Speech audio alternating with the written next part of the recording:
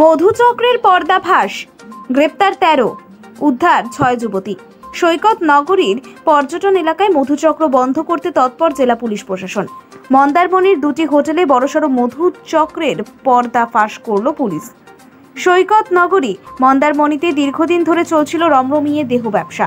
6 জন যুবতী মক্ষীরানী উদ্ধারের পাশাপাশি এজেন্ট, হোটেলের ম্যানেজার এবং কর্মী সহ 13 জনকে গ্রেপ্তার করল মন্দারমণি উপকূল থানার পুলিশ।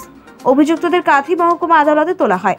উদ্ধার হওয়া 6 জন মক্ষীরানীর গোপন জবানবন্দি গ্রহণ করেন বিচারক। অভিযোগ, গভীর রাতে মন্দারমণির 2টি হোটেলে মধুচক্রের আসর বসে। এমনিতে ছুটির দিন হলেই মন্দারমণিতে ভিড় থাকে। রাতে মন্দারমণি উপকূল থানার বিশেষ পুলিশ বাহিনী 2টি হোটেলে হানা দেয়। 6 জন যুবতীকে উদ্ধার করে 13 জনকে গ্রেপ্তার করে। উদ্ধার হওয়া যুবতীদের বাড়ি পূর্ব মেদিনীপুর, বাঁকুড়া ও কলকাতার বিভিন্ন এলাকায়। এদিকে গ্রেপ্তার এজেন্ট, হোটেলের ম্যানেজার এবং কর্মীদের বাড়ি কাঁথি, রামনগর, পটাশপুর, বাঁকুড়া জেলার বিভিন্ন এলাকায়। নিউজ সমবার্তা।